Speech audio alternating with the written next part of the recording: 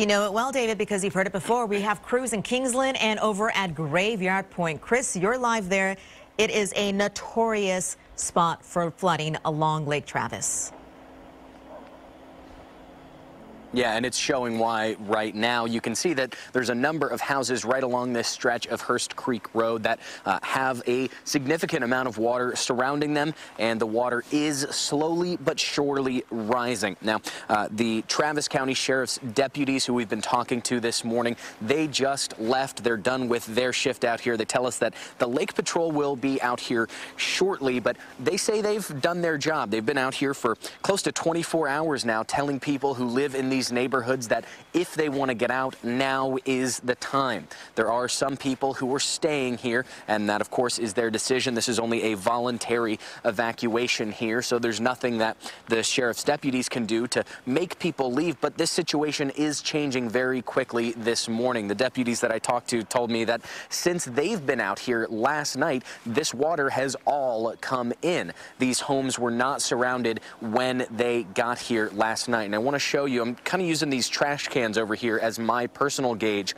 When we got out here about 45 minutes ago, the water line was right at the far edge of the green trash can here. So you can see that even since we've been here, this water is coming up toward us. And it's to the point that these deputies suggested to us that we turn our news cars around facing out of the neighborhood just in case we need to get out. We can do so quickly. Now, fortunately, we're parked up on the road, and it is quite a bit higher than the water line is right now, so we are in a safe place at this point, but certainly it's something that they are concerned about as this water continues to rise. The question is, how far up is it going to come, and how many of these houses are going to be damaged? Some of the houses along through here we can't even get to because the water has come up so far. It is blocking off their driveways. One just down there, we just saw someone drive a boat down that driveway toward the house that's down there. So still a very uncertain situation for people who are living here,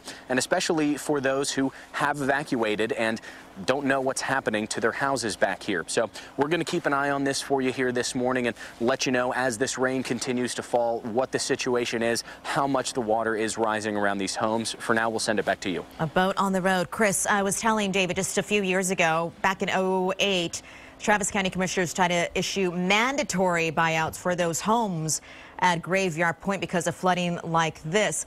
Is it too dark, or can you tell just how many homes are in that area?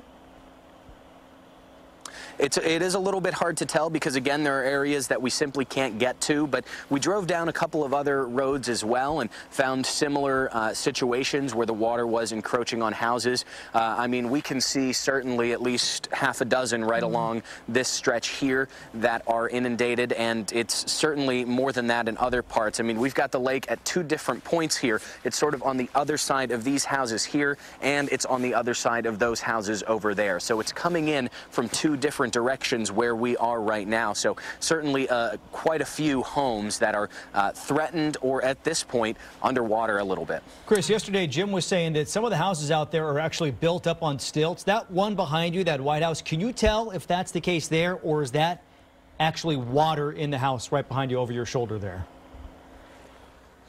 It is hard to tell a little bit, but we can see sort of a door underneath the steps there.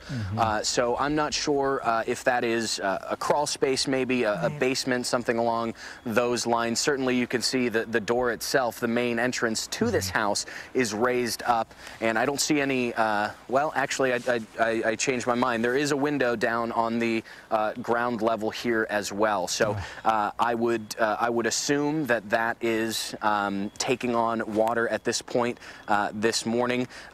Unclear whether that is a living space again, or maybe an unfinished basement or crawl space that they're using. But yeah, certainly these houses are threatened. The good thing, though, about Graveyard Point is that people who live there, Chris, they know the risk already. So hopefully they have taken precautions to make sure that the flooding doesn't at least wipe out everything.